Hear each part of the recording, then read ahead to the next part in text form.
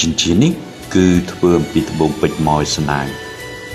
ហើយដែលមានទម្ងន់1ក្រាតឬបើគិតជាទំហំវិញគឺ6.5 លីងចិញ្ចៀននេះមានរចនាបថជា solitaire ដែលមានន័យថាគឺជាត្បូងតែមួយ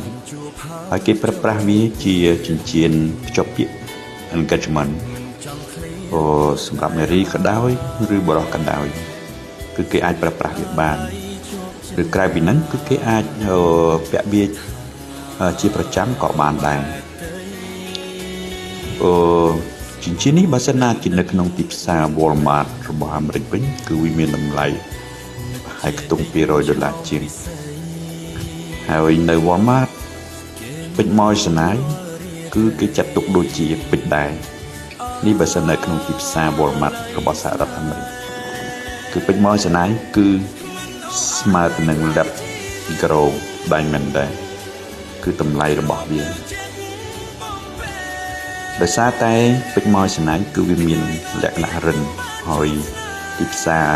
លោកខាងលិចគឺតែងយល់ថាជាពេជ្រដែរទើបតម្លៃរបស់វាគឺដូចទៅនឹង lab grow diamond ដែរក្រៅពីនេះក៏គេចាប់អារម្មណ៍ទៅលើចរណៃរបស់វាដែរតែថាវាមានចរណៃខ្លាំងជាងពេជ្រហើយវាចែងចាំងហើយនឹងគួរឲ្យកយគុណជាងពេជ្រខ្លាំងតែម្ដង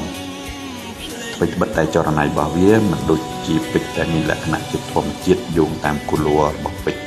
ហើយម៉ោស្នាយជានិច្ចកាលគឺវាមានចរណៃ7 ពណ៌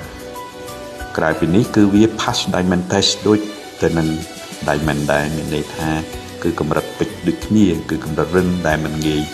ឆូតឬប្រែចរណៃ